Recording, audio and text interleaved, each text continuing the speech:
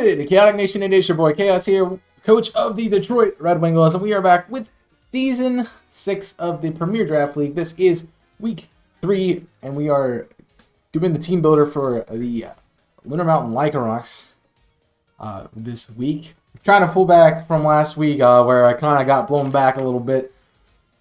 So I'm hoping I make some new plays, come up with a better strategy, and succeed this week. So we got a few things on the team, and of course we're gonna lead off right here, right now, with Araquanid. Now Araquanid is a water and bug type. It is holding Life Orb this week, mostly to give us a little bit of extra damage. The one thing I did forget to do, and I should have done this before I started recording, but I didn't think about it until literally right now, and so I'm gonna set it up real quick, just so I can look at some speed tiers and stuff.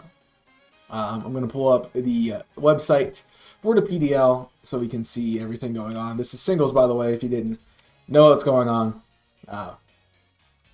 So that is what we're going to be getting into. So let's start off with this Araquanid here. Is going to be Adamant Nature, boosting that attack set over special attack. I already said it had Life Orb on it. It has Liquidation, Leech Life, Sticky Web, and Poison Jab as its moveset. I'm using Sticky Web as a kind of an idea to slow down this opposing team, because I have a very mid speed tier team. Like, a lot of my Pokemon sit about 65 to 100, so somewhere in that range. I think I have a few that are above and below that.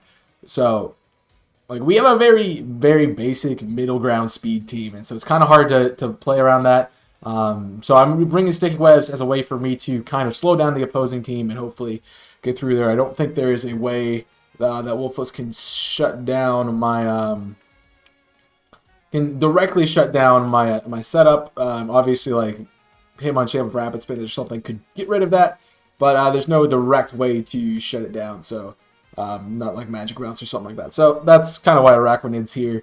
It's got Water Bubble as its ability, so I lower the power of fire moves done to this Pokemon, and I cannot be burned, which is great because that means I cannot lose my attack stat. And Araquanid's kind of a niche pick here. Specifically, just Sticky Webs is probably what I'm going to be using it most for. But it is good against Alakazam. It's a weird matchup with Alakazam. It can win that battle, but it's also going to take a bit of damage. It beats Excadrill. It beats Primarina in the rain, and if Sticky Webs are up, obviously it will outspeed at that point in time, so I don't have to worry about being slower. It beats Incineroar. It beats Stakataka. It beats Decidueye. And that's a little bit of a roll as well, depending on what set it is, if it's physical or special. If we're running max, if we're running I lost the move for it. It'll come back to me. But if it's running a move that's going to lower its stats, that's what I'm trying to get at. It also can beat Vaporeon, and that's a perfect candidate for it to set up on, so that's kind of what I hope to switch it into. Just get a Sticky Web off and go from there. It also can deal with Gigalith. It one-shots it as long as it doesn't have Sturdy. It could be Sturdy. I don't expect it really to come this week, and if it does, it definitely will be Sandstream. Will not be the Sturdy variant. So we can kind of see that as we get into the battle here, to know what ability it has. I do have my sheets up over on this side, ready to add in things. It was really helpful last week if I used it, so that's why it's over there. And I think I covered everything. Oh yeah, I can take on Hitmonchan as well. So that's Araquanid. That's what we're leading with. That's what we have to lead with. It could be a good lead option. Sticky Webs are going to be nice from the beginning of the game. Plus, I put a lot of pressure on her ground types and rock types, so very nice to have Araquanid on my team. Up next is Pelipper, and unfortunately, this is the only match that Pelipper is going to be brought in, because I did trade Pelipper away immediately. I traded it for a Alola Ninetales, which I will pick up next week.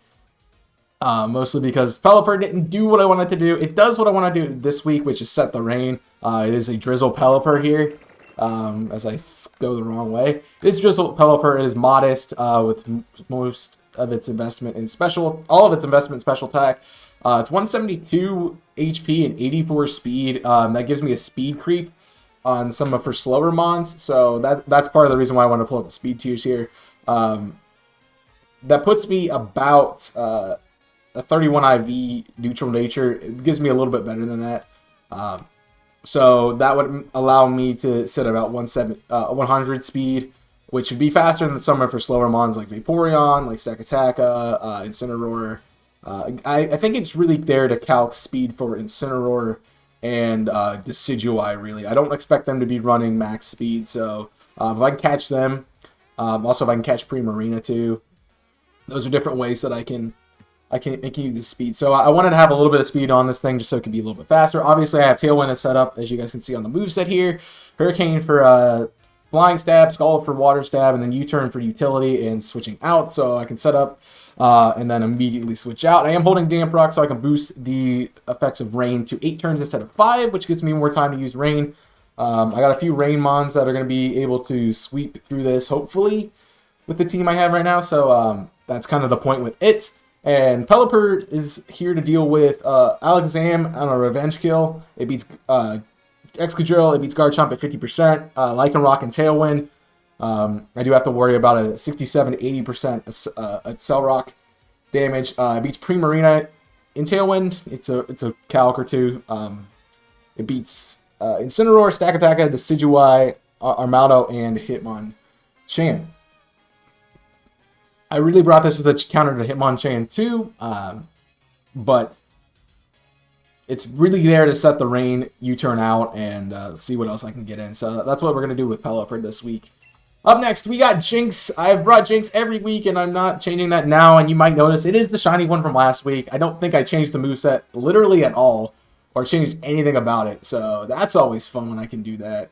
Let me check to make sure this is... I'm looking at last week's. It is max speed, max special attack, Ice Beam, Psychic, Energy Ball, and Focus. Yeah, I literally didn't change it. Oh, no, that's this week's team. Hold on. Yeah, it's the same as last week, too. It is holding a Choice Scarf, so it will outspeed things. It's a good speed tier for that, and primarily why I'm bringing it. So that is a Timid Nature, by the way, speed over attack.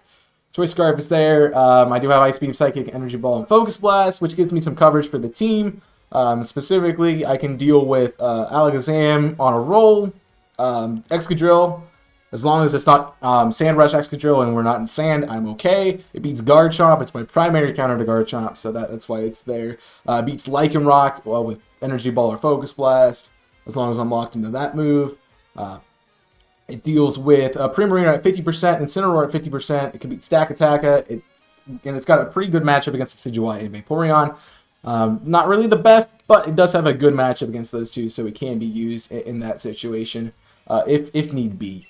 Up next, we got Top Banana, our shiny Rillaboom coming in this week, running Glassy Glide, apparently. I can't say it right. Grassy Glide, knockoff Earthquake, and U-turn. As you guys can see, I have a little bit of a U-turn core here with Pelipper and Rillaboom. Want to get some utility, want to get some switching in and out. Just be able to do that. It is a Adamant Rillaboom running a max attack and max speed, so I'm going to be just doing a lot of work there. A little bit of defense investment as well. Expert Belt to boost super effective moves slightly, which I think we have something for pretty much every member of the team. So that is something for us to consider and use. It beats Alakazam. Obviously, I have Grassy Glide as priority, so I don't have to worry about that. And Alakazam's so fragile that I will one-shot it, barring it is barring a Focus Sash Alakazam. It beats Excadrill. It can beat Garchomp on free rolls. It outspeeds Lycanroc with Grassy Glide, so as long as I switch in and get terrain, I can beat Lycanroc. It beats Primarina. It's my primary counter to Primarina. It beats Gigalith as long as it's not sturdy, although it will still beat Gigalith even if it is sturdy, because I will live a hit from it. It beats Decidueye. It can beat Vaporeon. It has a decent matchup against Armaldo.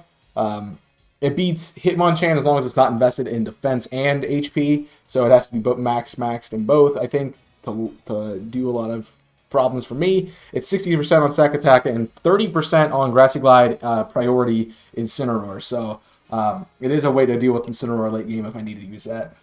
But I do have all these stats. I'm knockoff to get rid of items. That's probably going to be my main use of knockoff is item removal. If I see I need it. That's what it's going to be there for. So I might have to read a little bit first game or in second game if we get that far to see if I need to use knockoff on anything in particular. Maybe there's a leftover mon, maybe there's a Focus Sash somewhere or something like that. I don't know. So we can kind of deal with those as we get to it and deal with it. Up next, we got Lucario. Of course, I'm bringing Lucario. It's got a good matchup this week. Got Drain Punch, Ice Punch, Meteor Mash, and Swords Dance. This is a little bit of a different Lucario than I brought week 1. Obviously, it's a physical one, not a special one. The weird thing about it is I'm running wide lens. I don't want to miss a move because Lucario loses if I miss a move, and it probably throws into the game. So that Meteor Mash, I think it's sitting at 90%. I'm going to check it real quick. It is a 90% move. I'm making it a 99% move. So if we miss Meteor Mash, we are literally the most unlucky person in the world. You might even call me Yimish Tortuga last season with the Duraludon and 99% accurate Draco Meteor.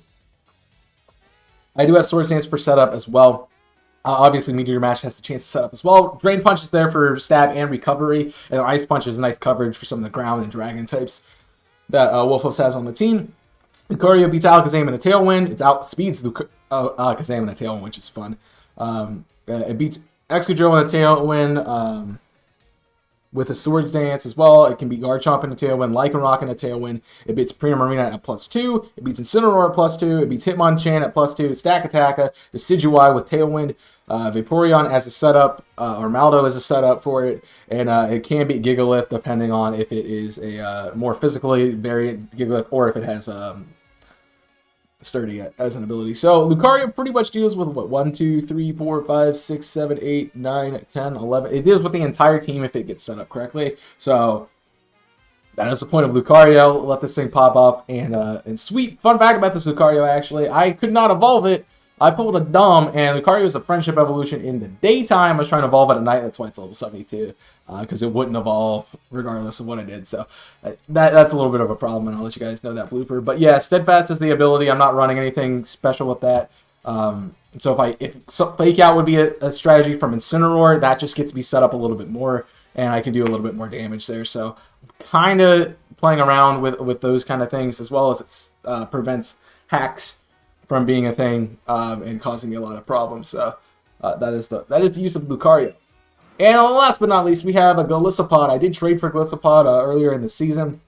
It does have emergency exit because that's the only ability you can have, and it's sad. I am running Adamant this week. It does have Life Orb, so this will be a nice sweeper for me. It's what its role is going to be this time around, and you can see that with its moveset: First Impression, Leech Life, Aqua Jet, and Swords Dance. So I can set up with SD. I have Aqua Jet and First Impression as priority moves, so if I can get in and get a nice kill with either of those, that'd be great. And plus I have Leech Life for recovery if I need to use it in a slower game. This is also a good anti-Trick Room mon from this team. It's not running min speed, but it is slower than most of the other team that we're going to see. It is base 40 speed, and her lowest is Gigalith at 25, and then the rest of her team, you have 45 on Armaldo, and the rest are 60 and above. So we are going to be slower than pretty much everything else on the team, unless it's a hard Trick Room team, which I doubt it's going to be.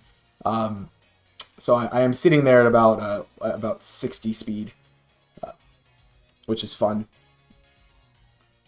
And I have a lot of priority moves here because as you know, with Golisopod's ability, Emergency Exit, I want to do as much damage as I can before I leave. That's why also Life Orb's on the set. Plus, I can use that as a utility option to kind of switch out if I need to. So if I'm getting low health and I can't take an attack, I could use Aqua Jet, try to get a 10% Life Orb damage, get me under half, and then let me switch out. So that could be a nice little tech there. But the point of Golisopod is not to get hit and do a lot of damage as well. I am running max attack, max HP. It's a bulky sweeper set. It's got a Adamant Nature, as I already talked about, and it deals with Alakazam. Excadrill as a setup option, which is fun. Garchomp, as long as it's not a Swords Dance Garchomp, it beats Lycanroc with priority. It beats Incineroar, and it's a setup option with Incineroar, which is a lot of fun. A Stack Attacka at 33 at 1/3 HP, or 2/3 HP if I am Swords Dance boosted. It beats Decidueye as well. It sets up on Vaporeon. It beats Armaldo. I did not think Armaldo was going to come, but I wanted to have this as a nice option to deal with that. So that's kind of why we're sitting here. It beats Gigalith at 50%, and it can set up on Hitmonchan and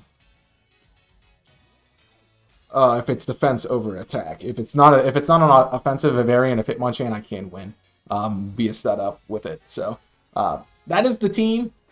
If you guys have enjoyed it, I didn't timestamp any of that, so future chaos, enjoy the edit on that. But I will talk about the predictions I think Wolfhost will bring. So you see on the screen the current predictions of what I think her team is. She also has Alakazam, Armaldo, Decidueye, Excadrill, Garchomp, Gigalith, Hitmonchan, Incineroar, Lycanroc, Duskform, Primarina, Stakataka, and Vaporeon. That is the team. I am predicting Incineroar mostly because it is a really good mon and just competitive in general. But we could see it as a fake out option, as a way to kind of scout things, as well as a nice defensive pivot. And seeing that I'm going to be bringing potentially a rain team, I do question it, but Incineroar could be an option.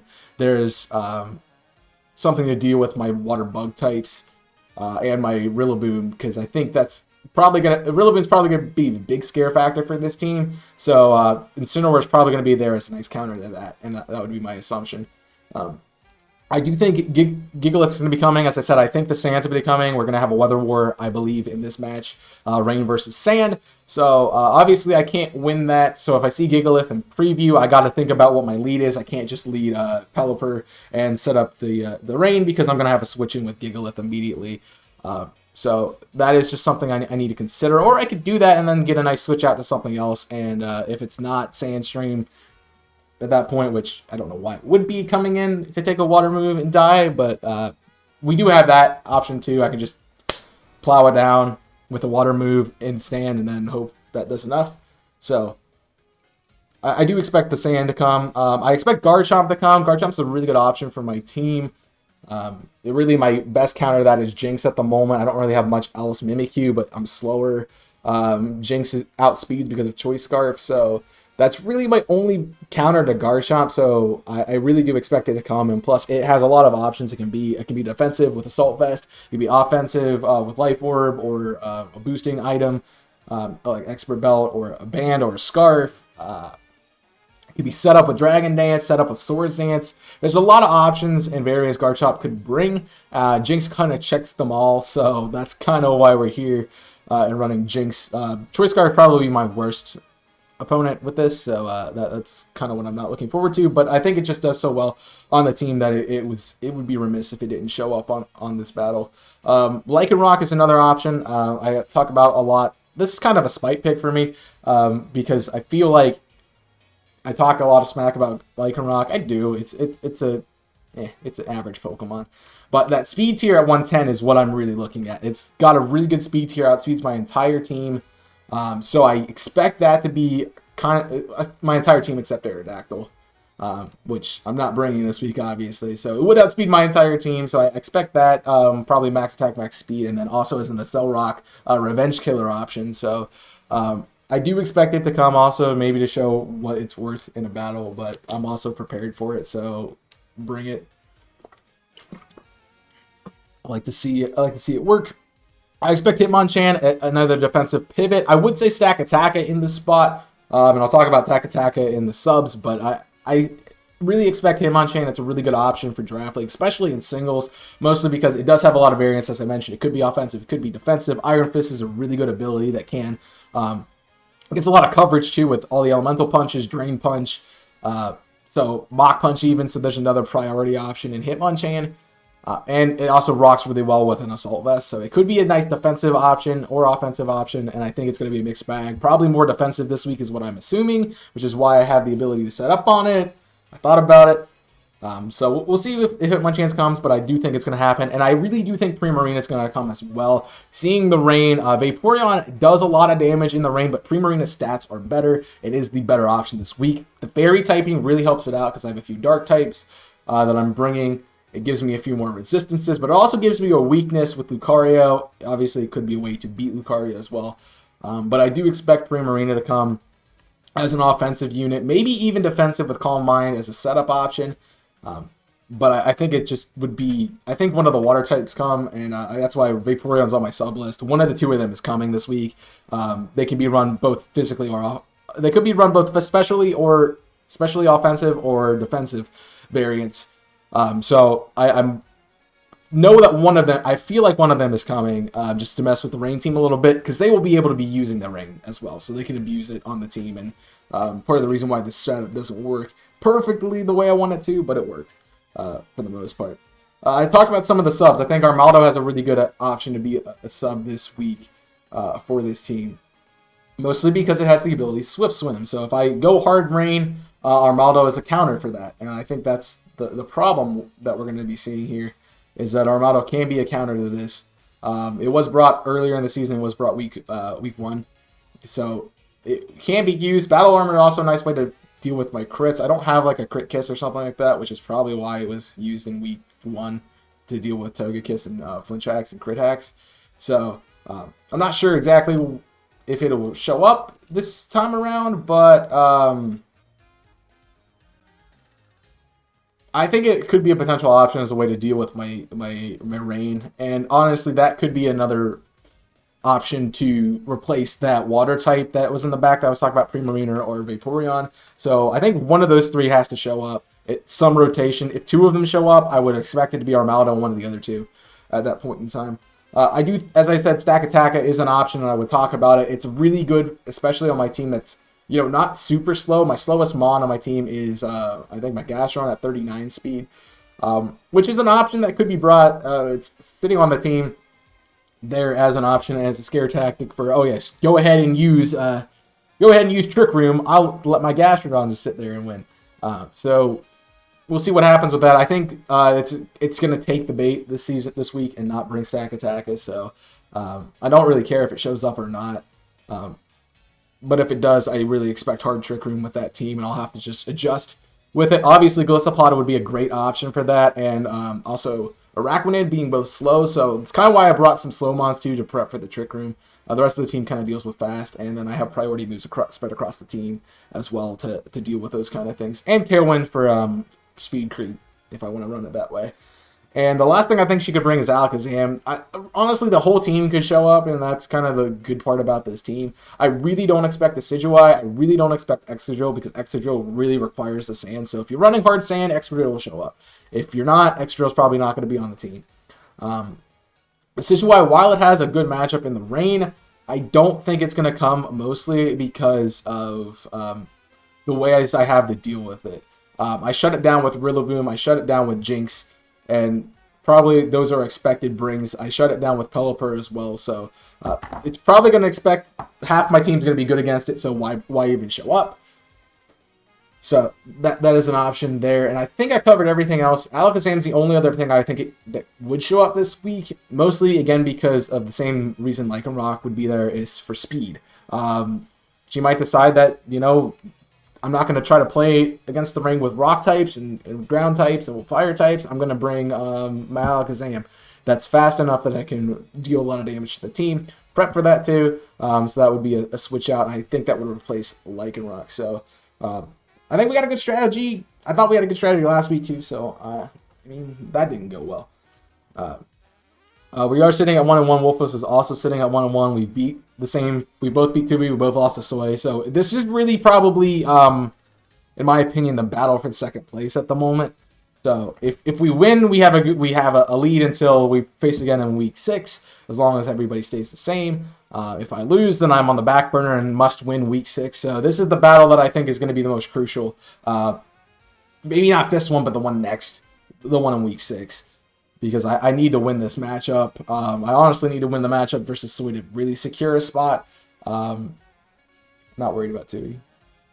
If you can tell, I'm not worried about Tui. I had a strategy. He played really well in our match. I'll give him that. He played really well. But we both had a lot of mistakes that need to be fixed. And I have a completely different strategy. Maybe. Tui will never know. That's my favorite thing. I love the mind games versus Tui. It's just so much fun. But we will jump into a battle here tomorrow, so make sure you check that out. Hit that subscribe button down below if you want to check out the battle tomorrow. Hope you guys are enjoying the team builders. Let me know if you guys enjoy these or if you get insight from them. Obviously, besides my opponents, who definitely are watching them because they want to know what I'm bringing so they can prep for it next time.